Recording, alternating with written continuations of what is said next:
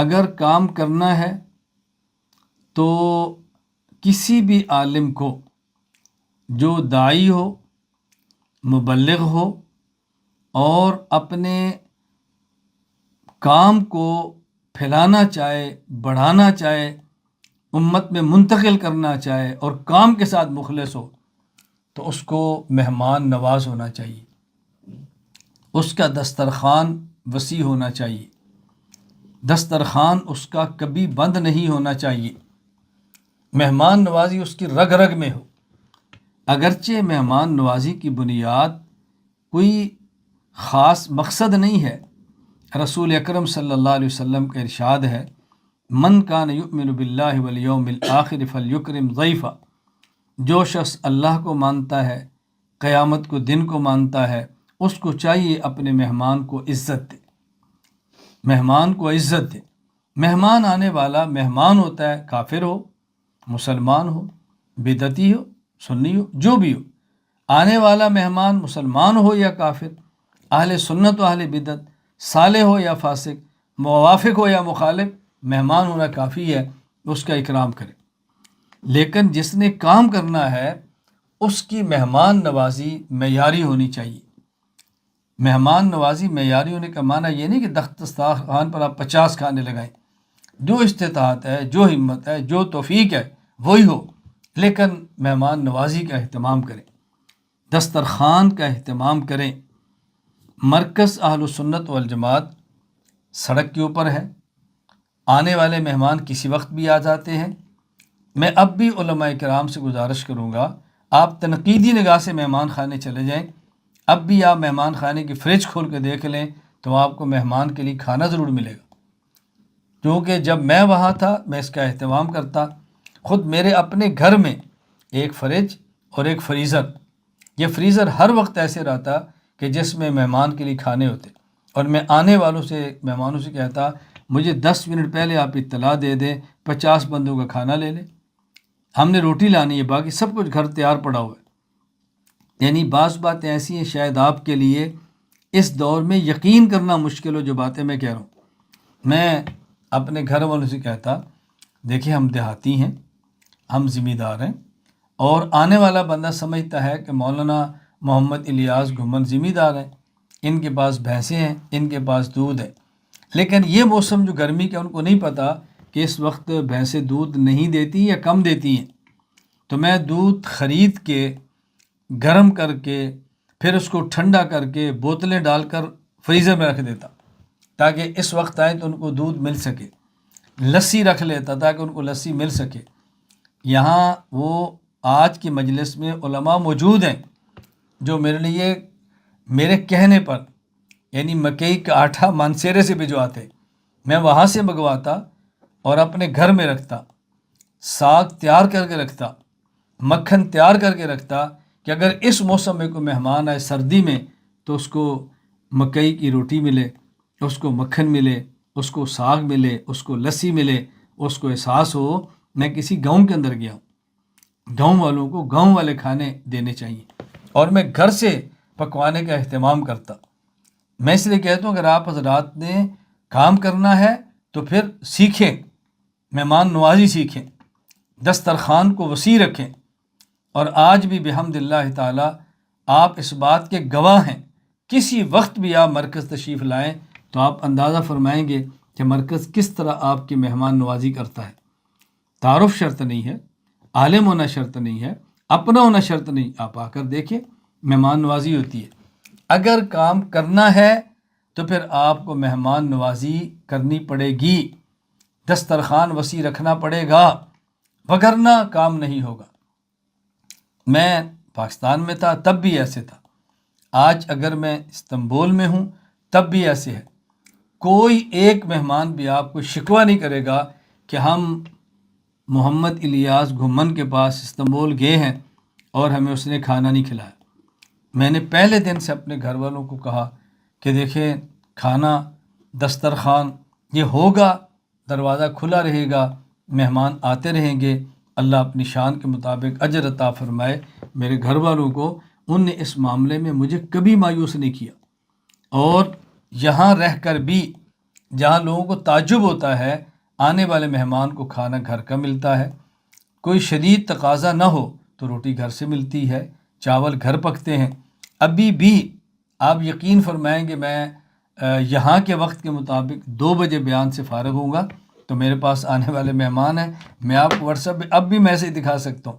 میں نے کہا میں سبق میں ہوں گا، 2 بجے میں سبق سے فارغ ہوں گا، تو آپ کھانے میں کیا پسند کریں گے مجھے بتا دیں۔ انہوں نے کہا جو پکائیں۔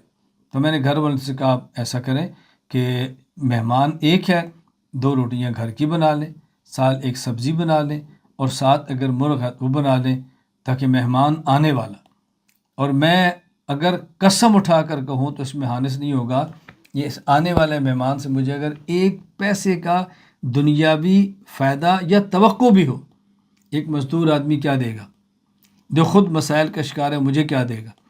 میرے یہاں یہ ترتیب نہیں ہوتی کہ آنے والا بڑا ہے یا چھوٹا، بس مہمان ہونا چاہیے۔ میں ابھی گزشتہ دنوں حرمین کے سفر پر تھا تو مجھے ایک ساتھی نے کینیا سے میسج کیا، شاید میری گفتگو سن رہے ہوں، تو انہوں نے کہا استاد جی مجھے اس بات پہ تعجب ہو رہا ہے، مولانا عفان صاحب کا نیروبی سے میسج آیا کہ استاد جی مجھے تعجب ہو رہا ہے کہ آپ خود مہمان ہیں، خود حالت سفر میں ہیں، اور پھر بھی آنے والے مہمانوں کا اکرام ہو رہا ہے اور مہمان دسترخوان پہ بیٹھے نظر آتے ہیں۔ میں نے کہا میرا حرمین کے اندر بھی ذوق ہے، میں جہاں ٹھہرا ہوتا ہوں مجھے ملنے کے لیے کوئی آئے، کھانا یا چائے جو وقت ہو میں اس کا اہتمام کرتا ہوں، اور جس کے پاس نمبر ہے میں اس کو کہہ دیتا ہوں بھائی جب بھی مہمان آئے تو مہمان کا سٹیٹس نہیں پوچھنا، غریب ہے امیر ہے، مزدور ہے یا فیکٹری کا مالک ہے، عالم ہے غیر عالم ہے، بس ان کو وقت دیں بھی آپ اتنے بجے تشریف لائیں دن کو یا اتنے بجے تشریف لائیں رات کو، آپ بتائیں کہ آدمی کتنے ہیں، مستورات بھی ہیں صرف مرد ہیں، بس یہ ان سے پوچھ لیں اور مجھے بتا دیں اگر اتنے آدمی ہیں مہمان آئیں گے تو کھانا تیار ہوگا۔ میں یہ بات اس لیے بنا رہا ہوں کہ میں آج کی زبان میں کہتا ہوں کہ میں باتونی صرف باتیں نہیں کرتا، میں عملی زندگی کی بات کرتا ہوں۔ عملی زندگی اگر کام کرنا ہے تو پھر آپ کو میزبان بننا پڑے گا، مہمان نواز بننا پڑے گا، دسترخوان آپ کا کھلا ہونا چاہیے، دسترخوان بند نہ ہو۔ باقی میرے اللہ کا نظام ایسا ہے کہ مہمان کے آنے کی دیر ہے اللہ رحمتوں کی بارش برساتے، مہمان آنے کی دیر ہے اللہ وسعت عطا فرماتے ہیں، مہمان شاید بعد میں آئے رزق اللہ اس کا پہلے بھجوا دیتے ہیں، یہ اللہ کا نظام ہے۔ میں کبھی ساتھیوں سے گزارش کرتا ہوں اور بہت بے تکلفی میں یا آنے والوں کو سمجھاتا ہوں، میں بیشتر باتیں ایسی ہیں جو میڈیا پر نہیں کہتا، خلوت میں آنے والے علماء کو باتیں سمجھاتا ہوں اور واقعات سناتا ہوں۔ اب آپ کی مجبوری ہے کہ آپ نے ان کو دیکھا ہے جہاں ملاقات ہو جائے تو بڑی بات ہے، پانی کہاں سے ملنا ہے اور اتنے غنیمت سمجھے۔ اب میں نے کن کو دیکھا ہے؟ حضرت امام اہل سنت والجماعت شیخ التفسیر والحدیث استاد محترم مولانا محمد سرفراز خان صفدر نور اللہ مرقدہ، حضرت کی آخری عمر ہے، 100 سال کے لگ بھگ عمر ہے، بیمار ہیں، چلنا کو جا چارپائی پر اٹھ کر خود بیٹھ نہیں سکتے، گھر میں کوئی مرد نہیں ہے، خواتین ہیں 1 یا 2، آپ آئیں گے آپ دروازے پر گھنٹی بجائیں گے، اندر سے خاتون کی آواز آئے گی، جی کون؟ محمد الیاس گھومن۔ کہاں سے ہیں؟ جی سرگودا سے۔ جی ٹھیک، آپ اندر داخل ہوں اور یہ دائیں طرف آپ کے دروازہ ادھر چلے جائیں، دروازہ کھلنا ہے، آپ نے دائیں طرف جانا ہے، آگے حضرت شیخ آرام فرما رہے ہیں، 100 سال عمر، بیمار، بیٹھنے کے قابل نہیں، اور حضرت کی گھنٹی یہاں جیب کے اندر ہوتی، آپ جو ہی بیٹھیں گے حد گھنٹی دبا دیں گے، گھنٹی گھر چلے گی، گھر والے سمجھ گئے، پوچھیں گے کیا نام ہے؟ محمد الیاس۔ والد کا نام؟ شیر بہادر۔ شادی ہو گئی ہے؟ جی۔ بچے ہیں؟ جی۔ کتنے ہیں؟ جی۔ کیا کرتے ہو؟ جی۔ کہاں پڑھے ہو؟ یہ 5 سوال کرنے، پھر فرمانا یہ پیچھے دیکھو دروازے کے پاس جوس پڑا لے لو، وہاں ہم نے جانا ہے۔ میرا تو تعلق تھا، میں عمومی بات کر رہا ہوں، کوئی بندہ بھی آنے والا جائے گا، گھر والے دروازے کے نیچے سے جوس اندر کر دیں گے پردے سے، آپ نے جوس لینے پینے، ہر شیخ کو ملنا ہے، ڈبہ رکھنا اور چلے جائیں۔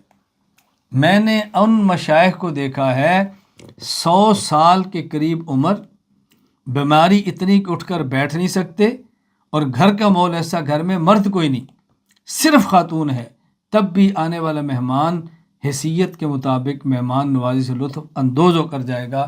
آپ بتاؤ ایسی مثالیں آپ پیش کر سکتے ہیں؟